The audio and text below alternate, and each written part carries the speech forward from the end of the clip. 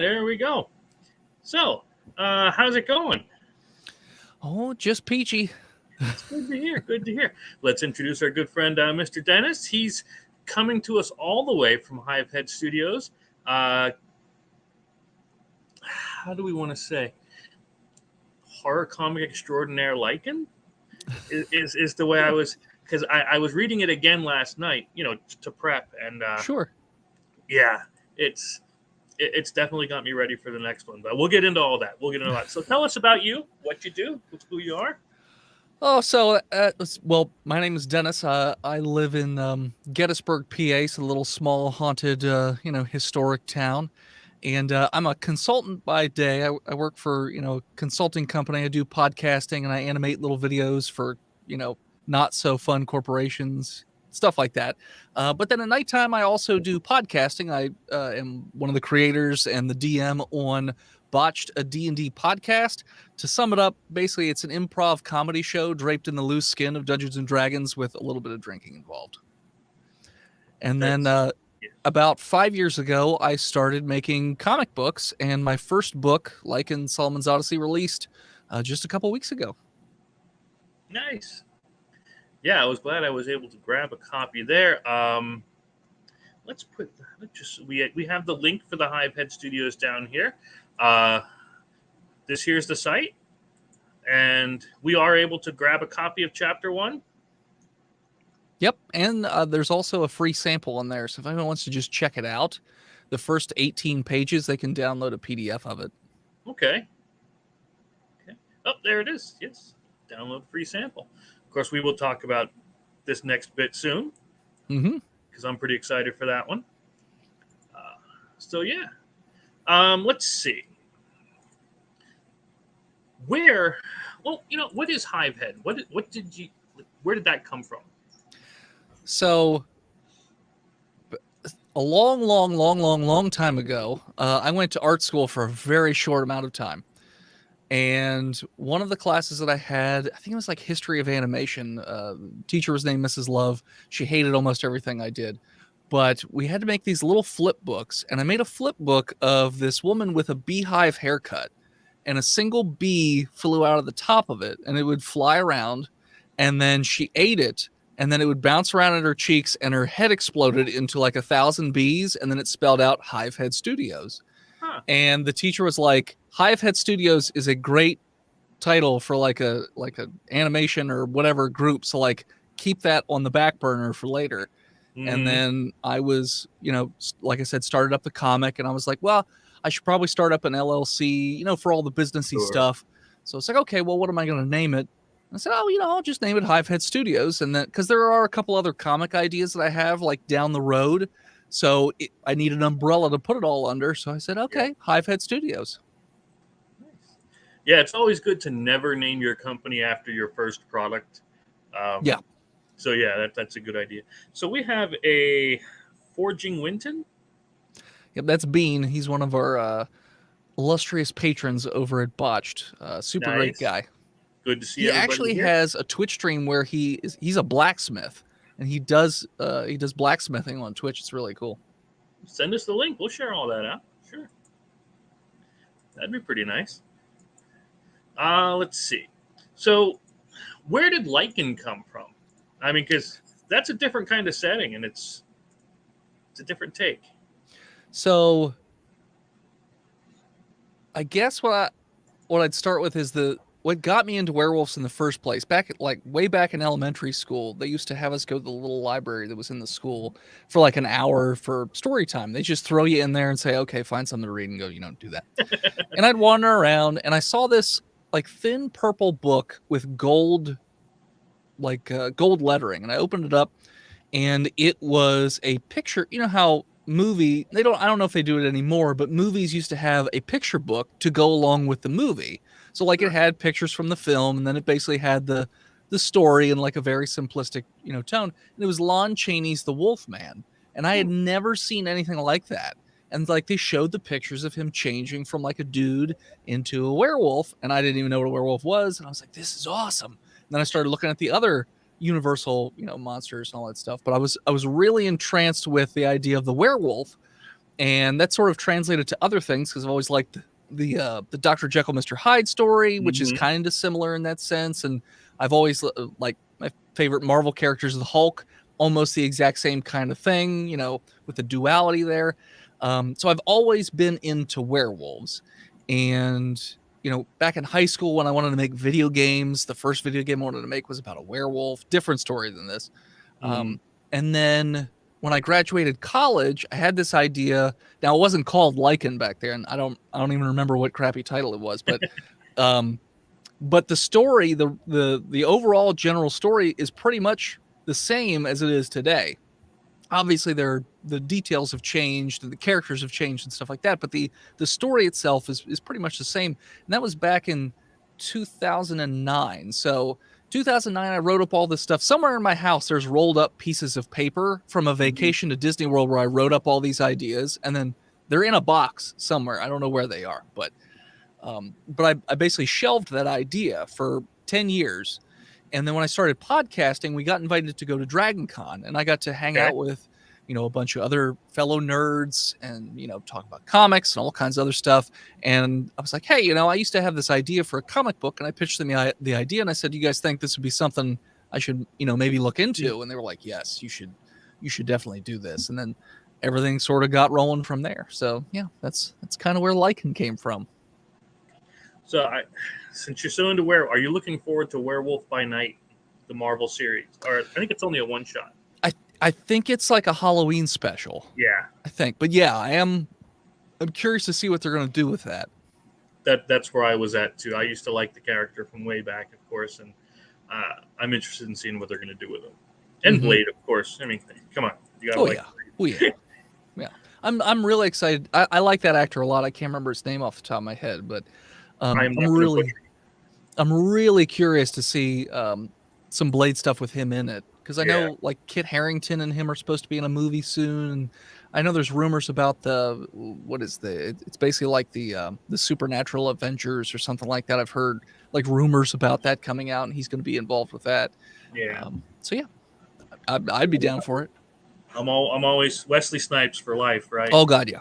But I'm still going to check it out, see what. Now you said it had a different setting. What made you decide on the one that you've chosen?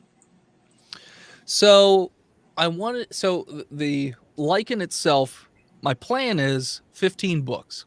And so they span different ages. The first two books take place relatively close together, but then they start jumping hundreds of years at a time because I want to explore different mythologies, folklores, and religions of different regions. So I kind of need to jump around in time a little bit, but I wanted to start like way back because there are certain other events in history that I kind of want to hit on, almost like an alternate history telling. So I figured if we're gonna have the first werewolf, I feel like it would be good to start all the way back at the beginning, like when people were first settling down. So roughly about 8,000 BC, somewhere around there.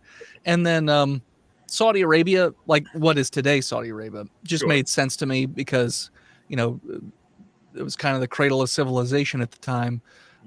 So I figured I'd put it there and set it at the in that region. And plus, I found out after the fact, after I made that decision, that region actually has some pretty awesome folklore and mythology. So I was like, oh, okay. So we're going to see more of that in book 2 and whatnot. So. Oh, good. I was going to ask about that kind of stuff. That's good. Now I'm going to show. I have the PDF here. I'm going to show a little bit. You tell me if ever you want me to stop showing something, you just give me a holler and we'll stop. Okay. All right. So of course we have the good cover. I'm not going to argue with this. And of course, you want a physical copy? Go here. I'll tell you no further than page 18. How about that? Not a problem at all. Not a problem at all. Let's see if we can't get down here, because there was something that in the beginning,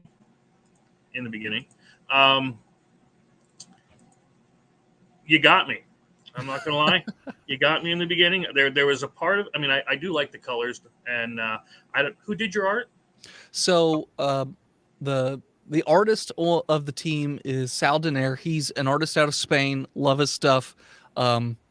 I was doing tryouts for artists, and I said, I'm going for this mesh of these two styles. Can you do it? And he was just like, oh yeah, I love both those styles, and goes blap and give it to me, and I was like, that's exactly what I'm looking for. And then the colorist is Ezekiel Dominguez out of Argentina, and again, I gave him the style that I wanted to go for, and he Okay. was just like, oh yes, all on board. But what kind of sweetened the pot for that was when he first started doing the colors, they were a little more muted because they were more realistic, and I said, no. Imagine going like the Disney Aladdin like color palette, like lots of Mhm. purples, lots of blues. Like it doesn't necessarily have to be super realistic. I like a lot of color, so throw in color. I'm cool with that. And he's just like, yes, let's ramp up the color. Yeah. The foreboding mountains in the back with the moon, of course, up high. hmm Um, yeah, they really did well in capturing the way people would actually be reacting, and that's something that's important. hmm What I really liked about a lot of this is dialogue is really difficult for a lot of people to do, and I've read a lot of bad comics where they can't get it, where it doesn't sound right. hmm These people never felt uh, like they weren't actually speaking to you. Do you know what I mean? No, yeah. So what's funny is the thing that I struggled with learning the most was dialogue. And basically, my first editor, what he taught me was your dialogue should be in service of the story, telling the audience something that they can't figure out by just looking at the picture. Like Mm-hmm. that should be your captions, and then your dialogue, you should basically put yourself in the position of the character. Is that something that character would say? And then say it out loud. Does it even make sense? Like, does it sound too hokey? Does it sound too corny? And like that sort of like clicked a light on for me. And Mm-hmm. then when I started writing dialogue, I was like, okay, this is a little bit easier. And I still have an editor because Sure. it's always good to have somebody double, triple, quadruple check your work, and like punch up the dialogue and whatever else. But the one thing that was kind of surprising to me when I was doing the script is how close the artist actually kept most of the time to how I laid out the scenes, because to me, this is my first attempt at writing a comic book script, or first successful attempt, I should say. There was a couple other attempts at writing it, but it's changed over time. But it kind of reminds me of writing for like a play, like Mm-hmm. entering stage left, entering stage right, like the light sources up here, the camera's at this angle, this Yep. type of shot. And for the most part, the artist sticks right with what I say. Every once in a while, he'll surprise me with something. He's like, "Hey, I know you put this on here, but I want to do this instead." And I'm like, "Yes, let's go with that." Um, but yeah, but the dialogue, I would agree, is one of the more difficult things to get right, because if it's Mm-hmm. bad, it's bad, and you Yeah. notice immediately. Yeah. So I really appreciate you saying that it's not that way. So They did real well with the sound effects too. I like when they're distinct, when yeah, they're unique, because you've seen so many bamps and bashes and crashes and so yeah. on. When they can make it interesting, that's always a bonus. But yeah, So funny thing with the sound effects. So on Botched, I do all the audio editing and I do sound effects. So because I wrote what the sound effects are, so I was literally like, okay, sounding out the sound effects or like making the noise, and then I was like, how do I spell that noise? So that's how I ended up doing the sound effects. yeah, you got me on these. Hey, I'm telling you, you got me. Um, yeah, this you're not afraid to grab the blood and gore there, and I like how it's a juxtaposition, how it jumps back 5 years, so we know that this part is definitely a jump forward. hmm Things have happened before this, Yeah. and we get back into here. hmm Um, I'm going to say the characters themselves also felt like they were unique. Okay, you felt the older brother. He was a hmm leader. You got that from him. He didn't deviate from it. Again, you can see that a lot of times in other books where a character will either specifically state a trait, but this one didn't need to because they were that trait. If that Yeah. makes sense. Yeah. And same thing with Solomon, with the little brother, and with the friends. They were that. Like there was no choice about it. That's what they were. And I thought that really came across well. Awesome. Thank you. That's not a problem. Now, it does set, again, with those first couple of pages, it sets kind of a freaky future with the Lycan getting loose. Mm-hmm. While still trying to remain vague. You already said we're going to have 15 issues of this, Mm-hmm. at least, Yeah. I hope. No, I think you did mention that. I was going to say, any hints of how far forward we're going to be going? Further than current right now. Like, so a little bit into the future, from what current it. Not like super crazy science fiction future, but like, maybe a few decades in the future, something like that. So I have the series planned out all the way to the last page. Like, I don't have the books necessarily like as figured out as this book is like all laid out, but as far as like I know where the story goes, and then where that last page is, I know exactly how the series ends. And when I I told my editor, he's just like, man. Yep. I can imagine them saying that exact thing, only because I've read the rest of this. I'm like, what can you possibly do that's evil enough to? And you don't even know. Yeah. the third book. So the second Kickstarter is coming out soon, but like the third book. So the way I work is when production starts on a book, I then start writing the next book. So that way, by the time production wraps on the current book, they can start up on the next book. Yep. And yeah, my editor, I apparently really messed her up with that third book. She's just like, I can't believe some of the things you did. She's like, I'm so mad in a good way at you. And I was like, all right.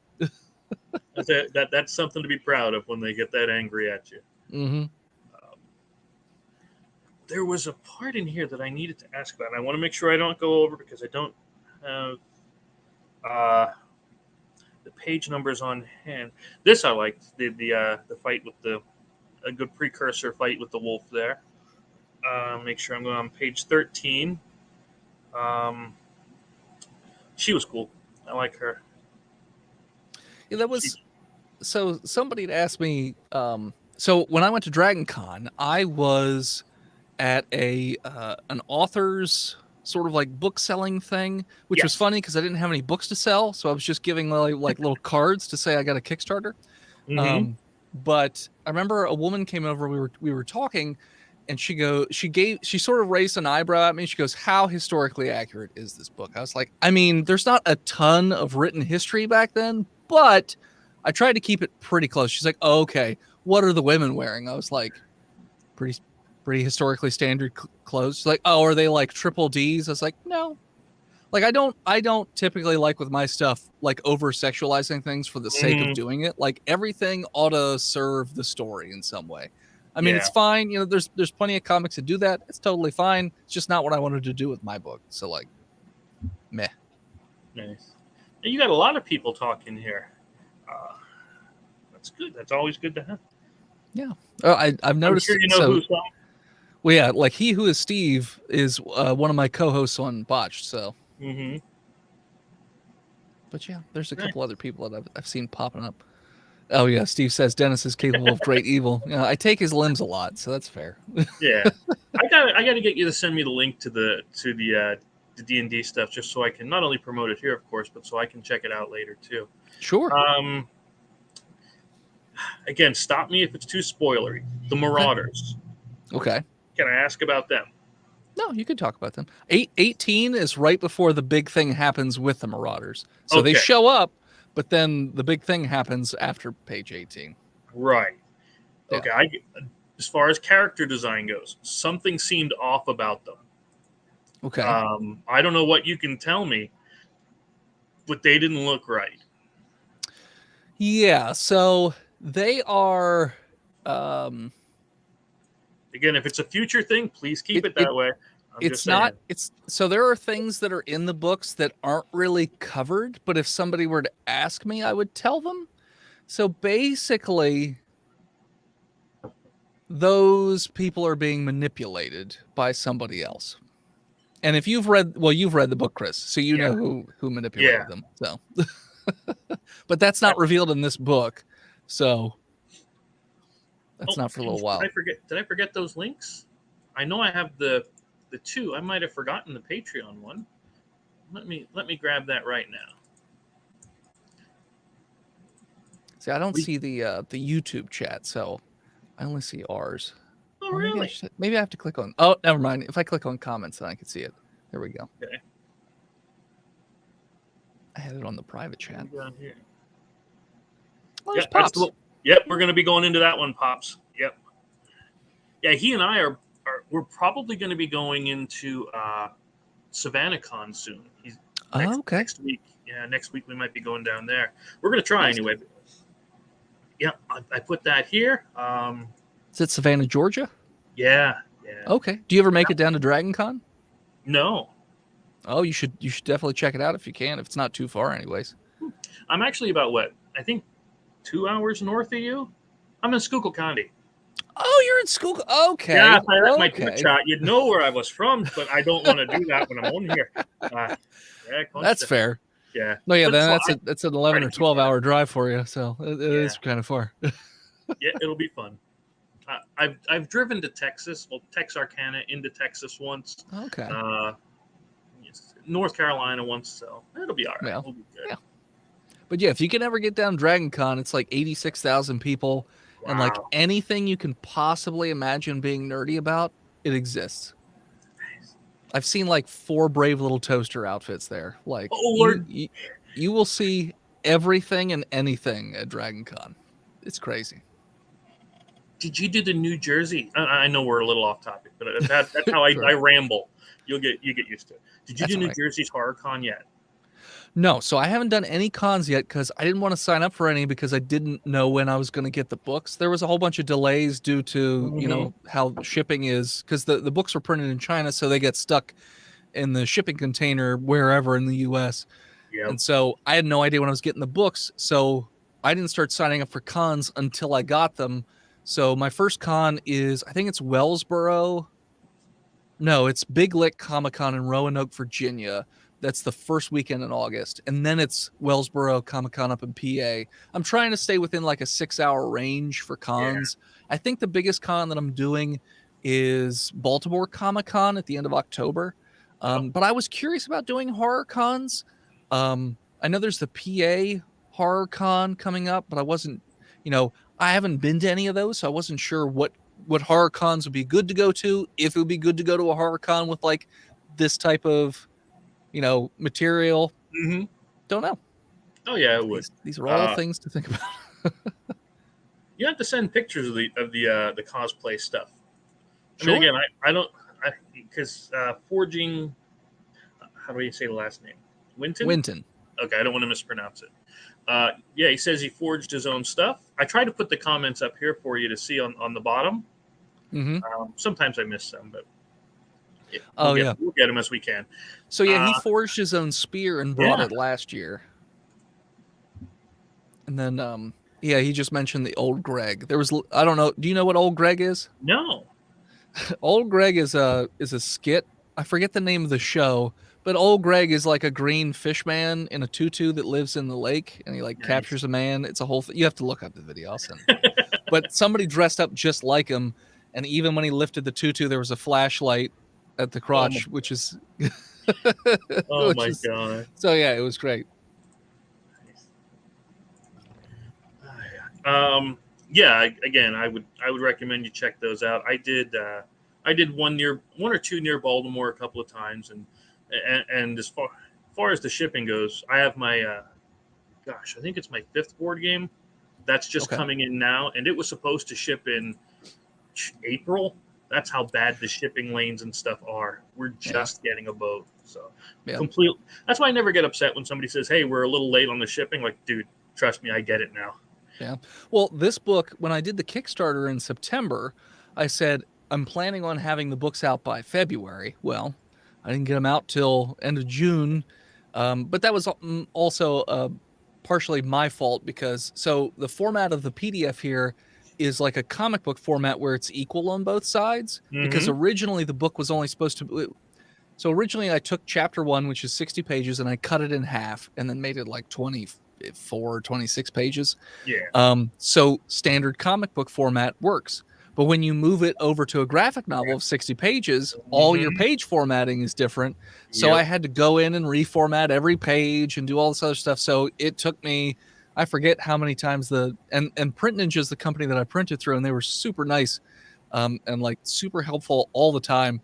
And we went back and forth every single week trying to get the pages right, and then finally they came out just right. It just took me a few months. You get a lot of the no, move your bleed over just a little bit more on this side, and Yep. but it's all worth it in the end. Oh yeah. And I know you sent me the PDF, and unfortunately, I only found out about you through Pops and all them. So I'm gonna have to jump on the chapter 2 stuff and get all the physical stuff. So Okay. I'll be doing that then. So, well, but Thank we you. will get into that. We will get into that. Again, no Sure. spoilers. Okay. After the big reveal of the villain, the main bad guy. Okay. Um, is he one of many? Again, I'm sure these two already know, and that's evil. You know. Yes, he is one of many, but he's also what you think happened didn't happen the way you think it did. So yeah, you'll see him again. Yeah, I like the one and I wish I could say what I want to say about it, but Sure. I'll tell you about it. But I really like the one facial expressions, and I'm sure you can picture the ones I mean. Definitely worth checking out. Now, how do I want to say this? Everybody loves running their own company, but I can almost say, I mean, I wouldn't pitch it to Marvel or DC because they'd ruin it, and I don't want to see this book ruined, but I could definitely see this one in just about every shelf anywhere. So and I don't say that a lot. Well, I really appreciate that. So it's funny that you say that, because recently I've kind of decided to basically abandon my idea of trying to put it in comic book stores. And the reason for that is, so I called just about every comic book shop in the state of Pennsylvania. And outside of that, there were 3 shops that supported it on Kickstarter, so they already got books. And then out of the 60, 70 stores that I called, and then the 30 that let me give them a PDF, only one store wanted to put it on the shelves. And the one shop that I called, they put me in touch with a shop in Florida, and they said, you need to call these guys because they're really big on indie creators, and they back Kickstarters. They're super helpful. So I called them up and I said, hey, I heard you're very supportive of indie stuff. And they said, yeah, we used to be, but the problem is indie creators want too much money for their stuff. And I said, okay, well, I mean, I was always paranoid about that when I made the book, like trying to price it fairly. And I said, I asked my local shop, I asked other comic book creators, what's a fair price for 60 pages of story? And they said $15. Yep. So that's what I charged. And the guy said, yeah, but nobody wants to pay $15 for a book they don't know anything about. They'd rather buy 3 Spider-Man or 3 Batman or 3 Iron Man or something like that. He's like, so, even if your book is a good book, and even if it is priced appropriately, the $15 price tag is just going to, throw people for a loop. So because of that, and like, I started my plan was, because I'm a crazy person, was to call every comic book shop in every state just independently, instead of trying to go through like Diamond or whatever. And then I'd have I have a spreadsheet, and then I'd know for future reference, okay, I don't need to call these shops again. I can just call these. Yep. But after going through this, I'm sort of rethinking that, because it just doesn't feel like it's worth it necessarily. And for instance, like the one shop that did buy it, it's on consignment, which is fine. So, it's split 50-50, but I don't get paid unless that somebody buys the books, which is cool. But I also had to then pay for the shipping. So then if I'm paying for the printing and I'm paying for the shipping, and I'm only getting half of, the retail value, at the end of the day, for 3 books, I'm getting $4. So it's like, it's to me, it's almost better off, if I can drive people to the website and buy books that way, it's better. Or if I can sell the books at conventions, that's better. Or if I can just get more people to go to the Kickstarter, that's better. But, Easier said than done. Yeah, I'm going to do my best to help out. I know Pops will. I don't know if he's still on or if he got off. Phrasing. Yeah, exactly. If I knew they weren't on, it'd be a different story. But yeah, I can tell you flat out, I could see this as one of the it's one of the better written, and for me that's a big thing, of course, and better published works. I do like this kind of style too when they do this, where they cross, not all the time, of course, but Sure. when they cross panels, that really helps it flow from one to the other, so you can Mhm. follow it as it's going through, and that's just top notch there. By the way, the page that you were just on has an Easter egg that I don't think anyone's going to spot. Really? Yeah. Now I'm gonna have to go back through it later and zoom in. Now you did. Just making sure I'm watching the page count, making sure I don't go past 18. Sure. Uh, yeah, and again, you could tell their personality from their actions. You didn't need a thought bubble. You didn't need a caption to say he's stern, he's rough, but he's caring, and you don't need that because Yeah. he does it. He lives it, and that's really something I appreciate a lot of. And yeah, this was a good scene right there. Thank you. You can just tell is with his head down when he's walking out. Mm-hmm. So when I first wrote it, because the first edition, like the first way that I wrote this book, because I had no idea how to write a comic book. I wrote it like a crappy version of a book where everything was just too descriptive and it was just sort of laying things out. Mm-hmm. And I gave it to a bunch of friends, and each friend would give me feedback, and I'd rewrite it, and I would, give it to the next person, so on and so forth.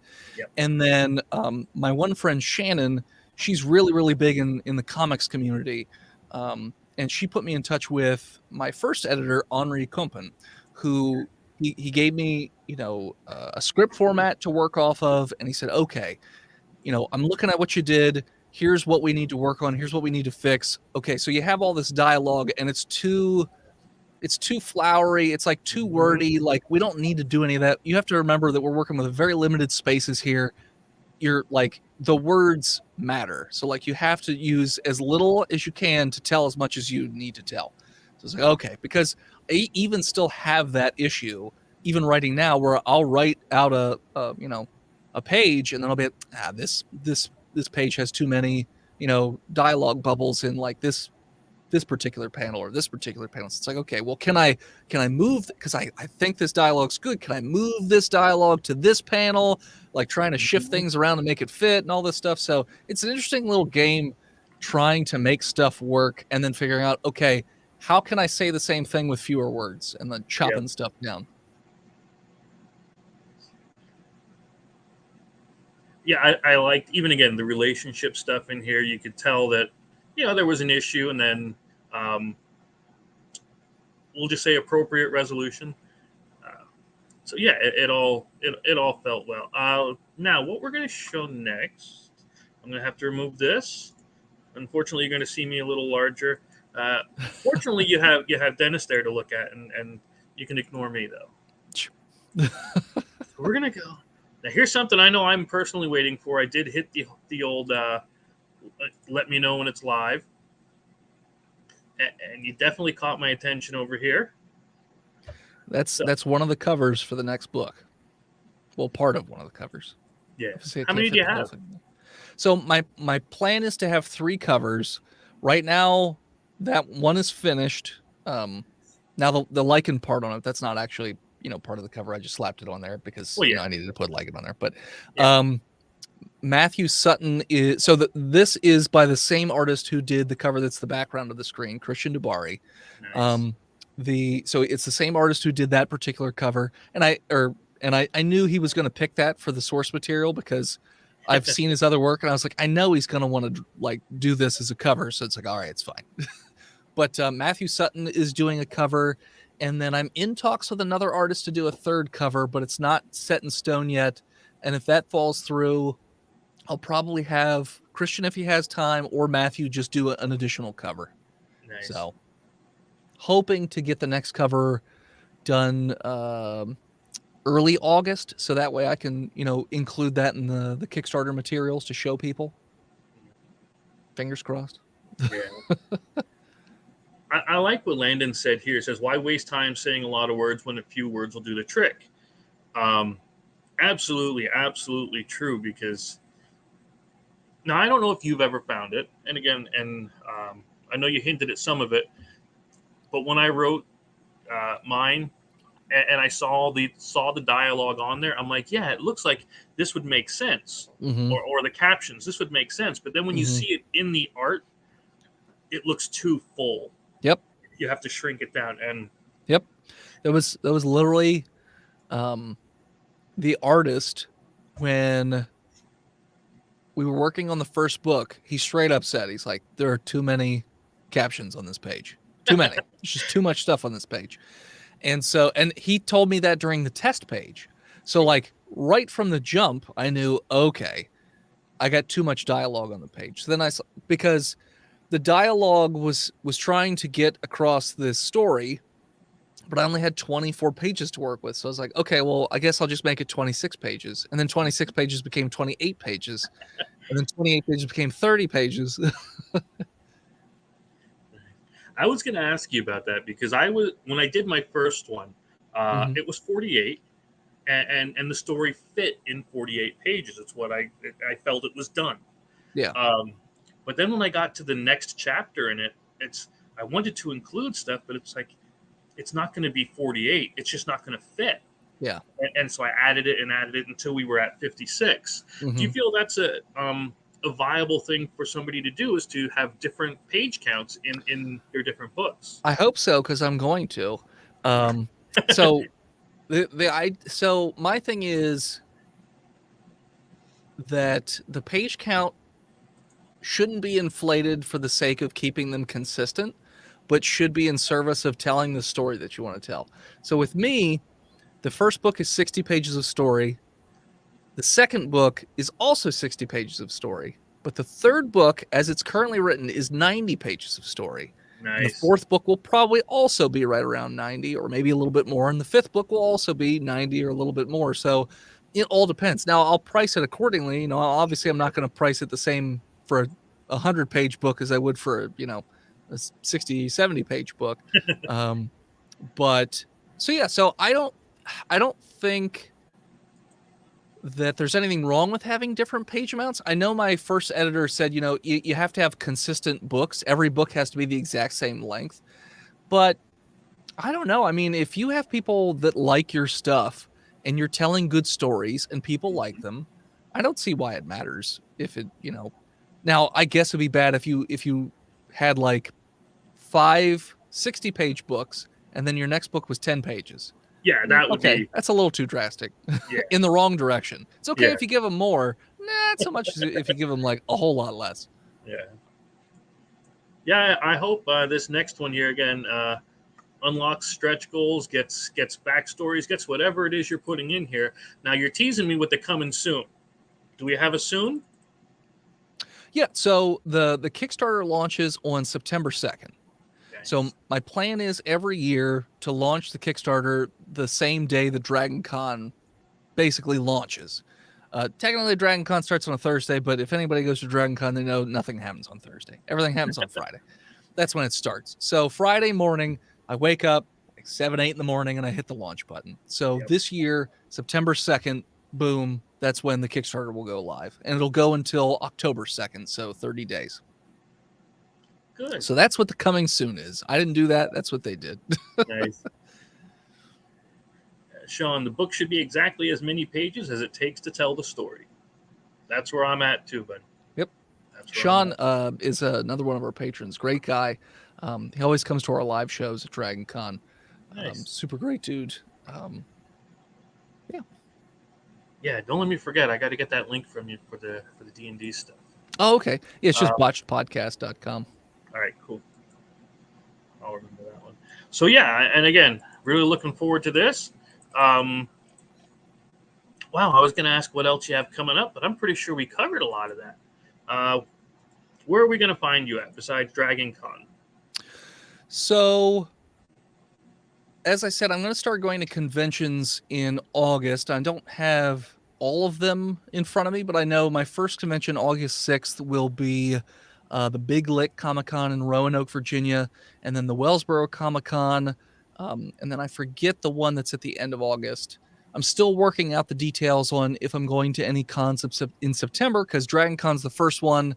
I'll be doing the Kickstarter, which is a lot of, a whole lot of background stuff. Yeah. And then at the end of the month, I go to a music festival called Louder Than Life in Kentucky, where my one buddy lives. So it's sort of like my vacation at the end of the month to sort of wrap up the Kickstarter while also still doing work for the Kickstarter while I'm on vacation.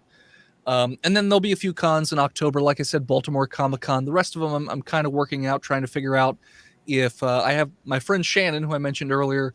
I'm trying to get her to go to as many cons with me as possible, because she is way better at selling my book than I am. Like, she gets so excited when she tells people about it that she just gets anybody and everybody like wanting to get involved in it. And I'm like, what do you tell people? She's like, I can't give you my elevator pitch. I just get really excited about it and they feed off of it. I'm like, okay, well, I'm bringing you to cons and I will use your power. But other than that, Botched a D&D podcast every week, though. Between now and Dragon Con, it'll probably be a little bit slower. We're still doing, Monday night movies, but the Tuesday streams we're mostly using either for Patreon episodes or for doing sort of character practice for the live show. Like, they're working out their characters and trying to figure out, how they want their personalities to be and all that stuff. So we're not doing that live. So right now it's a little quiet as far as the Twitch channel goes, except for Monday nights when we do movies. But yeah, that's pretty much, where you'll find me. Do you have any questions about the second book that I can tell you without spoiling? I was going to say not without spoiling, because everything I want to know has to build off of the last half and the first few pages. So okay. I do not want to spoil it. Not on here. Is there? I have a question for you. Is there any era in history that you'd be interested in seeing a werewolf, be around in? Truth be told, my favorite era of all time was always Victorian London. I don't know why. Okay. I can't explain it, but that's just always been my favorite. Of course, I mean, everybody wants to see a Lycan versus a Viking berserker. Sure. Who wouldn't want to see that? Let's see. What else would be good?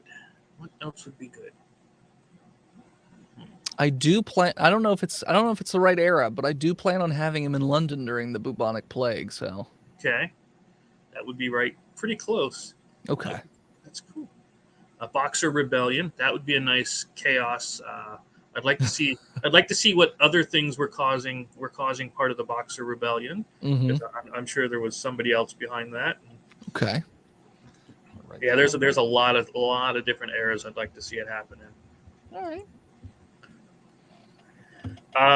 But unfortunately, we are at the exactly 45-minute mark, and that's usually where we're heading out. I do have something I got to show after this one, because I promised the guys I would. It's been really good talking, and I've got to say, I hope you had fun. Oh yeah, had a great time. Thanks so much for having me, Chris. I really appreciate it. And when book 2 comes out, I'd love to have you back. 3 up to 15, 25, 30. We'll have you back anytime you want. Awesome. Thank you so much. All righty, boss. So I guess we'll catch you next time. We'll keep you informed. I'll definitely check out the D&D stuff. And yeah, September 2nd. I'm writing that down now.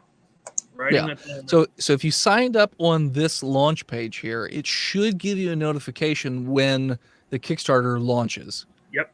So it should anyways, give you a notification. I'll keep popping it up until then, but I wanted to make sure I can remind people when I'm doing these things that that's coming out then. Okay, thank you. Not a problem, buddy. All right. So I guess we'll catch you next time. Again, we appreciate everybody stopping in, and we'll see you then. All right. So now I got to show. Again, if you want to hang out for it, that's cool. Sure. Too. Okay. I know we wanted to talk about RPGs and stuff too, but Spyglass Games.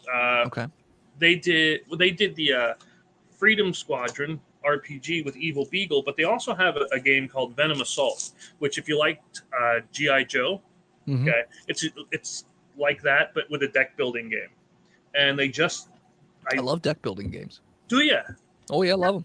Nice. I gotta get you Gods of DC Metal. Deck Builder was my first deck builder. Loved it. Still love it. Nice. Do you like heavy metal music? So it's funny enough, have you played the game Ragnarok? Why does that sound familiar? It's a VR game where you're basically the drummer on a boat as it sails to Valhalla, and it's playing heavy metal music. Nice. And you're trying. It's like Beat Saber or like Dance Dance Revolution, but you're drums. Huh. So yeah, I do like I like rock. I like pretty much every type of music. So I have a very eclectic taste of music. So Drop me your address. I'll get you this. This is my Gods of Metal, where you take Okay. part of a heavy metal band and you're stopping the demons from taking over reality. It's a deck builder, a small deck builder I made. I'll make sure to get that off to you. Awesome. Yeah. And tell me your address. I'll send you a book. Okay. You don't need to. You know I'll buy it anyway. You know I will. I know, but if you're gonna give me a free board game, I'm gonna give you at least a free book. Those are the rules for it. But yeah, this thing has a bunch new Freedom Squadron people again. When they look just like, let me find one of the characters here. They're pretty much GI Joe-esque here, and it's got the aesthetic, it's got the feel of it, and again, it's something I really enjoyed throughout the whole thing here. Unfortunately, this is their last expansion for it, but yeah, their bad guy's name is Venom instead of Cobra. Okay. Huh. Did not plan this. I used to play board games all the time, but then everybody started having kids, and then COVID happened. So I got a whole shelf of board games, and we just don't ever play them. I didn't plan this at all, but this was literally the next one I picked up. Well, there you go. So that's prophetic right there. Yeah. Nice. Mamba Khan, Packmaster, all good. Yeah, I can't wait to get more of these. And of course, they have support troops for the bad guys. Oh my god. Didn't plan it either, just random draw. It was meant to be tonight. That's right. That's pretty cool. All right, yeah, I will definitely get more into that, and because they know how much I like their game anyway. They're coming back on soon too. Okay. Have you ever been to Gen Con? I was gonna go this year. I've never been, but I've heard great things. I've just never been. Yeah, that was on my list of things to go this year, but then everything going on, it was just like, I'm going to sit this year out. We'll catch it next year and see how everybody is. I had to do. There was another good convention that I really, really enjoyed going to, was Save Against Fear, because they deal with RPGs and mental health as well as everything else, and really good group of guys out of York, PA. Okay. And they're not too far above you either. Yeah. And there are a lot of good people there. Unfortunately, I won't be able to go to theirs this year either. I had planned on going, and things came up, and I won't be able to. But yeah, I will definitely get that out to you. I'll get you a copy of the book. I got the books back here, the ones I did. We'll get you that one. I'm just going to give you. I think I'll give you a little bit. You like horror stuff? Yeah. Because I have Slaughterville 2. I don't have the director's cut. That's the one that's on the boat. That'll be supposed to be here August 25th in port. But I'll definitely get you Slaughterville 2 send out, and yeah, we'll go from there. That's awesome. Thank you so much, man. You don't have to do that. I know I don't have to, but I really appreciate what you did, and I just want to let you know. I really appreciate what you did. And I know you and I had talked about it before, but if you'd be into it anyways, I could give you so Botched has like a 28-second intro. Nice. And so what I like to do is I like to cross promote other people's stuff. So all we usually ask is I give you the script. It's like 28 seconds. You send me the audio for it. We put it at the front of the show, and then I record a separate plug to say, hey, this week's intro is from Chris at Laughing Rogue. Go check all their stuff out. Blah blah blah blah blah. Chris is a great guy. He had me on the show. He sent me all these board games. Like, go check out his stuff, like that type of thing. So if you'd be into that, I could send you the script if you want to, send me some audio. That is awesome. That would be a trip and a half. I would love that. Yeah. That would make my day. I love doing cross promo for others. Doesn't matter if it's a small show, big show. I don't care. I just like doing cross promo. So nice. Yeah, absolutely. I definitely will be into that. Cool. So yeah, I'll send it over to you. I say we'll end this. I'll get your address from you. Oh, I love a good liar. Well, that's Steve, so that makes sense. Yeah, that's awesome. And again, if you ever, I don't know when I swear to God, I want to set up an RPG campaign, and if you guys are ever into it, I'd love to have you, or whatever. Sure. I just Yeah, like it just depends on what day of the week, because weekends Absolutely. are impossible for everybody else except for me and Steve, Yeah. maybe. I have 5 kids myself. It's a bit. Oh yeah. That's why it's 9 o'clock at night, because bed. Yep. I hang here. Yep. That happens with a lot of the guests that we have on the show, where we'll have them on for like an episode or two, and they're like, yeah, we can't start recording till like 9:30, 10 o'clock because the children are awake. It's like, okay, Mhm. it's a little late for us, but okay. Yeah, I should have a timer on here. Like, okay, they're in bed now. Okay, cursing time can happen after this one. Mother. We all turn into It's just a dogs. light. It goes from red to green, and you're like, oh, okay, it's safe. Safe. We're good. Yeah. There's a motion sensor when it doesn't detect motion anymore. It's like, okay, they're asleep. We're good. We're good now. Yeah. Nice. All right. So yeah, I'll get your address. I'll send you mine, and we'll go from there. And Alrighty. other than that, yeah, that's awesome. I love the way this went. This was awesome. All right. So we'll catch everybody next time, and I'll hit the end broadcast, and we'll chat in the back a little. Sounds good. Thank you so much, Chris. No problem. We'll see y'all. See you.